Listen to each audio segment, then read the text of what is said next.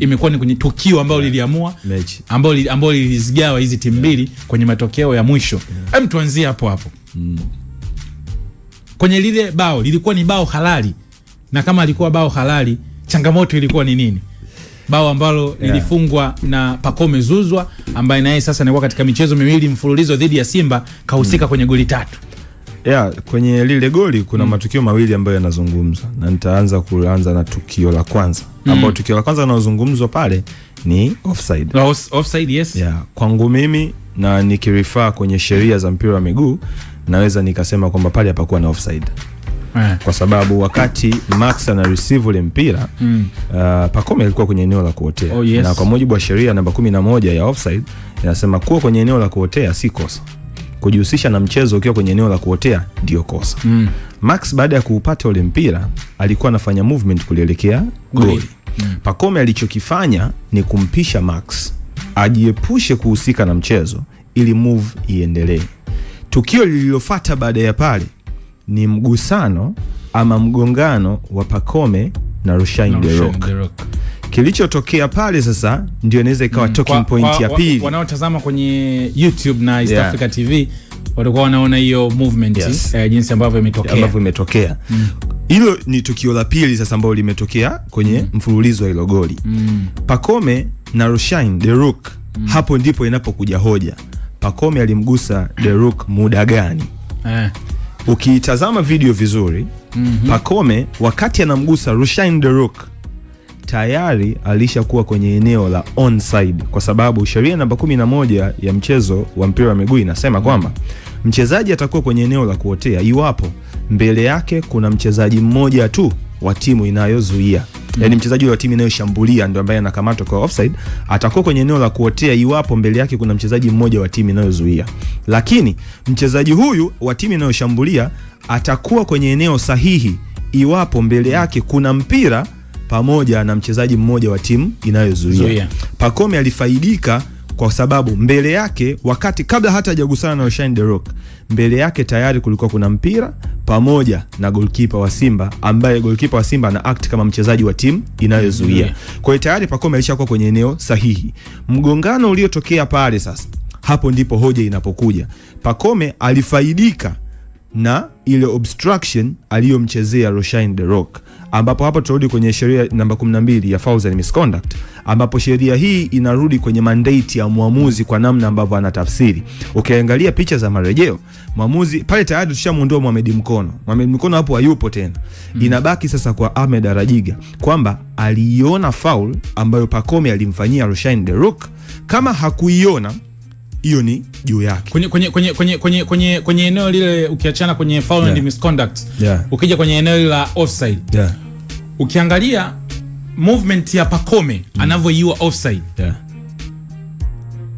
kwa movement ni alijihusisha na mchezo. Mfano kama ukiangalia clip, Pacome alikuwa bado anamzunguka Max akiwa anainterfere na naweza nikasema hiyo blocking ambayo umeipeleka kwenye foul and misconduct, unaweza kaona ni ile aina ya Pacome kuamini kwamba anajitoa kwenye offside position, movement yake ikaenda kumblock mtu akitokea kwenye offside position, ambapo unaweza kusema ni kama alikuwa obstacle ya vision ya mchezaji mwingine wa Simba, lakini tu sio hivyo, ule mzunguko wake ambao unasema anaikimbia offside ni akaenda kublock mtu.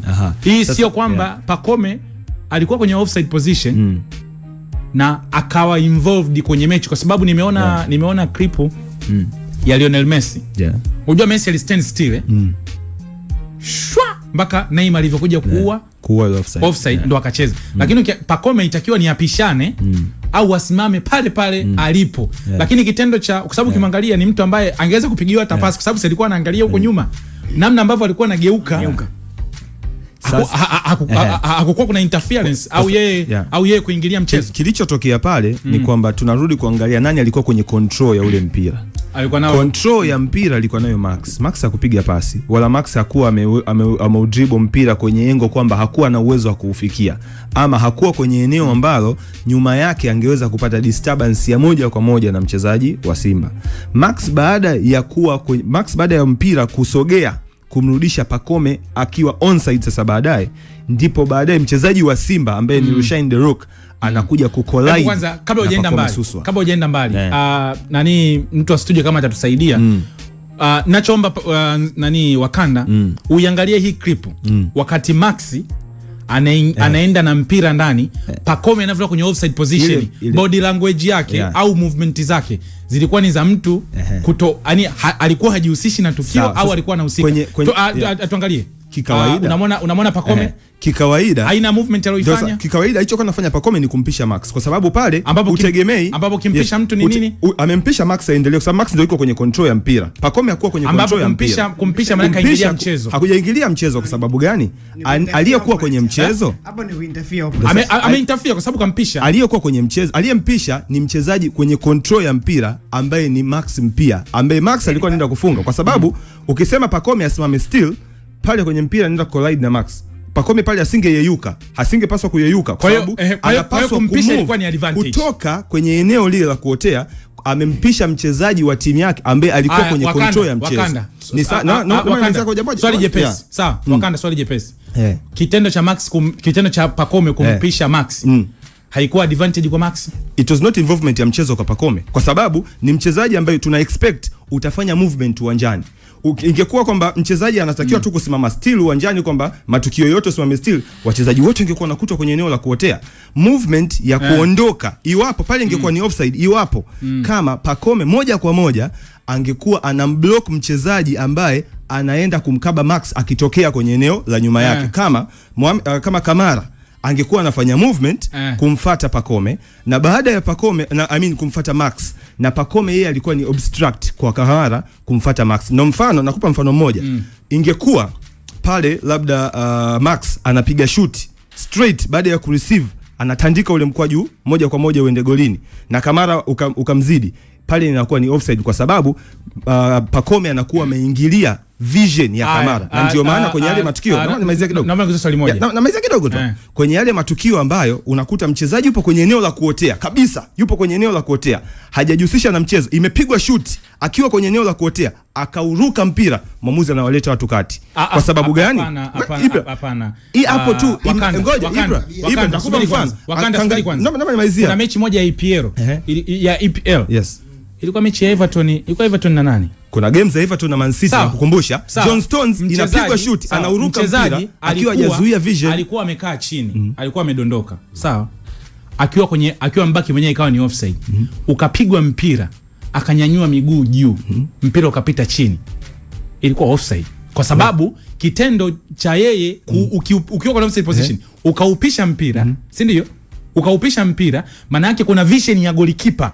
Yani wewe kitendo chako cha kubend au kuna nini kama tu maana umeingilia mchezo, ndio maana umegusa vision ya keeper. Yani kama goalkeeper hajapata obstruction ya kuuona ule mpira tangu unatoka hapo, movie inaendelea. Iwapo pale Pacome angekuwa amedistract vision ya Kamara, ile ilikuwa inatafsiriwa kwa offside. Lakini kwa sababu Kamara hakuwa distracted, Max hajapiga shuti, Pacome amekuja kumdistract Rushaine De Rock akiwa tayari kwenye eneo la onside, pale tunarudi tu kwenye sheria nyingine ya juu yake, sheria namba 12 kwenye fouls and misconduct. Lakini kwenye offside pale haikupaswa kuwa offside.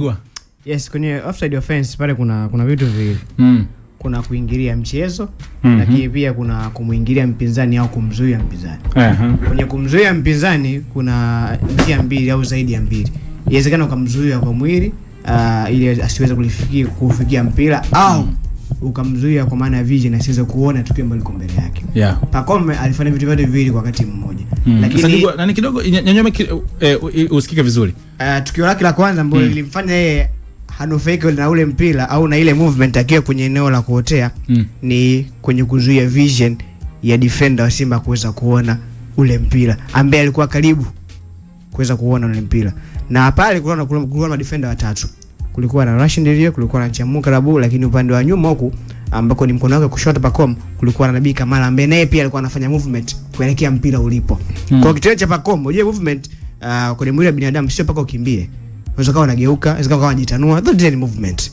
Na kitendo cha yeye kuanza kujitanua mwili na kugeuka mwili wake wakati tayari yupo kwenye eneo la kuotea, wakati huo tayari Max alikuwa anakokota ule mpira na ule mpira ulikuwa unaseleka kuelekea mbele.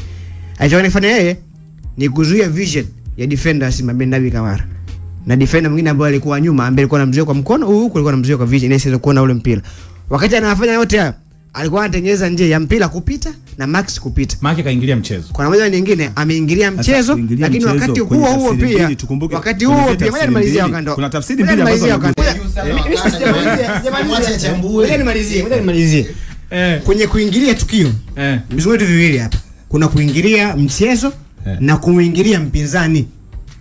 Interfering the play and interfering the opponent. Pale alichokifanya ambacho kimemfanya yeye aonekane yupo kwenye eneo la kuotea ni kuinterfere opponent, ambapo pale amefanya vitu viwili. Cha kwanza ilikuwa ni kuzuia ile ni obstruction kwa Rashid pamoja na Chamu kufikia mpira, lakini Rashid amemzuia baada ya yeye kuwa onside. Alikuwa karibu moja kwanza. Rashid amemzuia baada ya Max baada ya mpira kwa mbele yake. Nataka nimalizie. Ndio nakuwekea fact sawa, nakuwekea fact sawa. Yaani Rashid amezuiwa baada ya mpira kwa mbele ya Pacome. Tulia nimalizie, usichamaliza. Tukio la pili.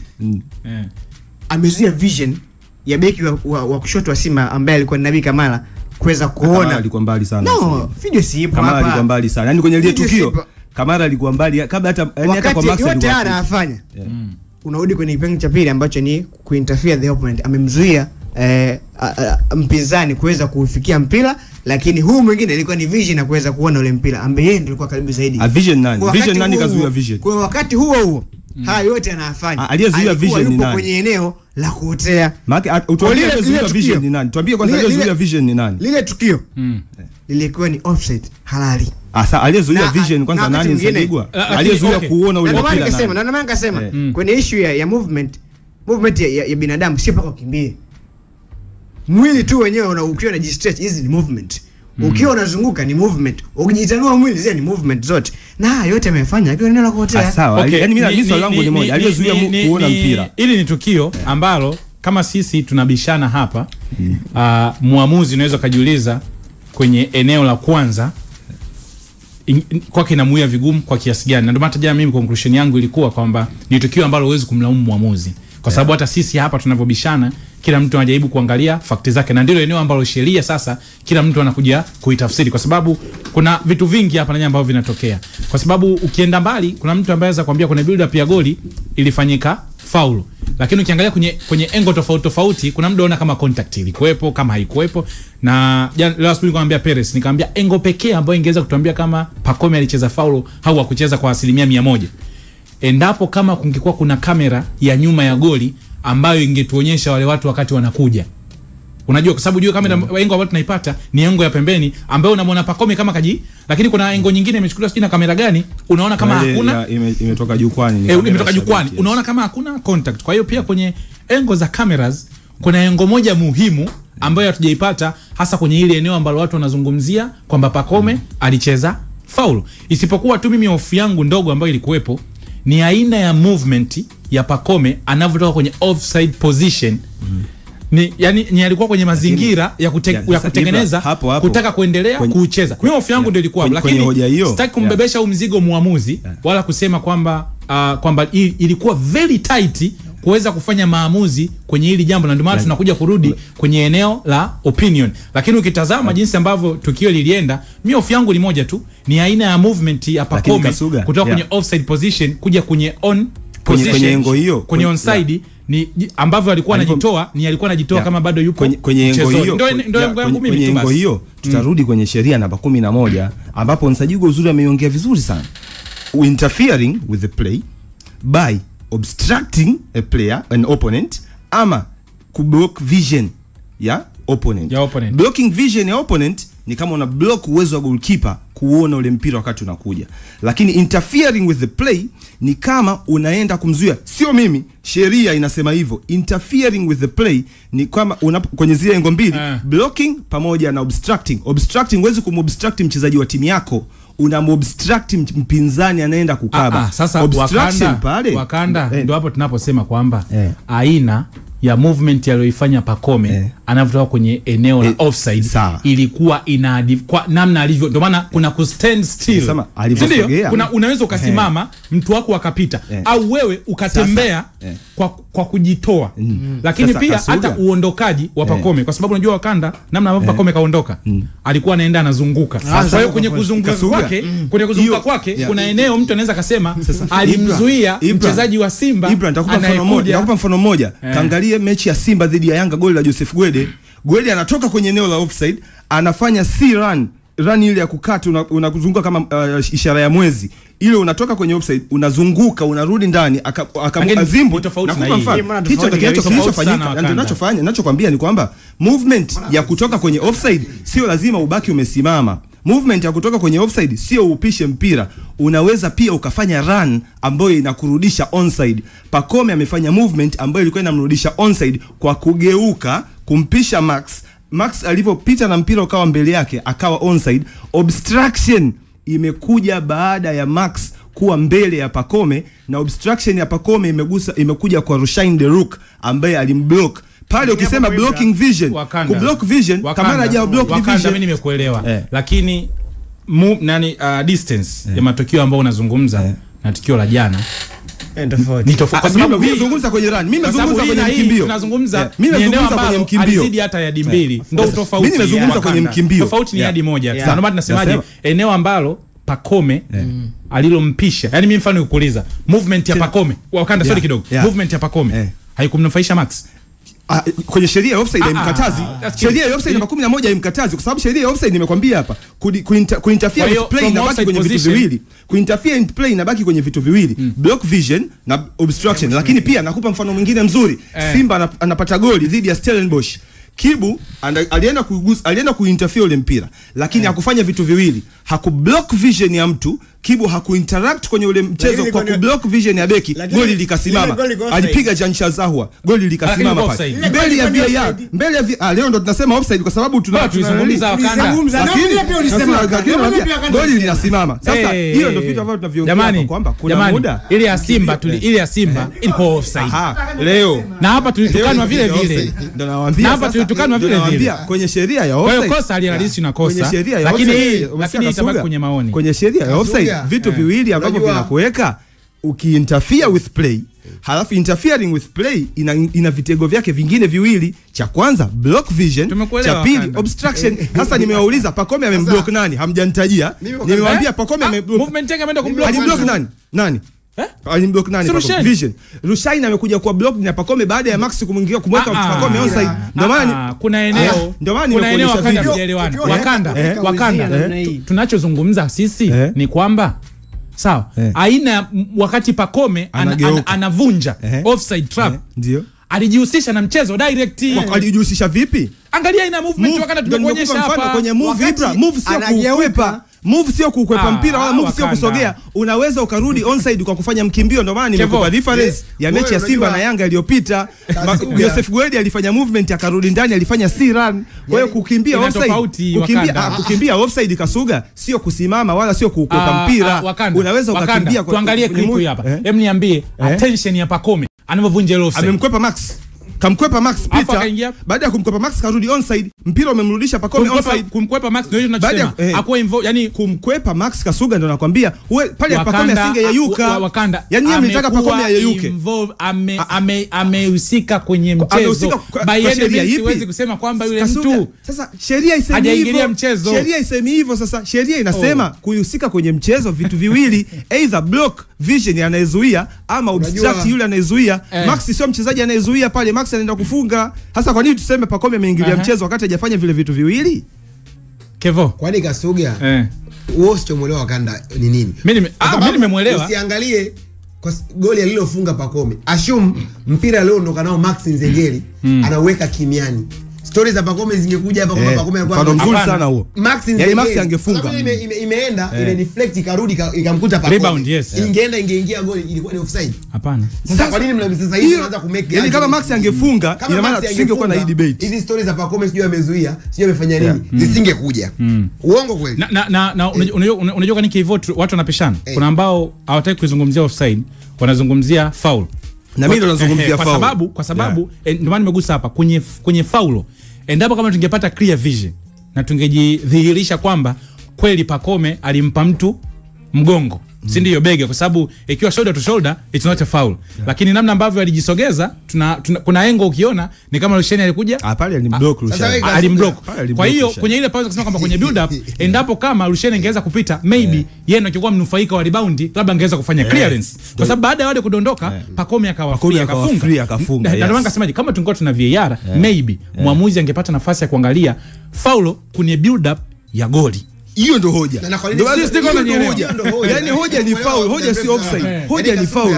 Hoja si offside. Kwa hiyo foul ilikuwepo. Foul ilikuwepo. Foul ilikuwepo. Yes.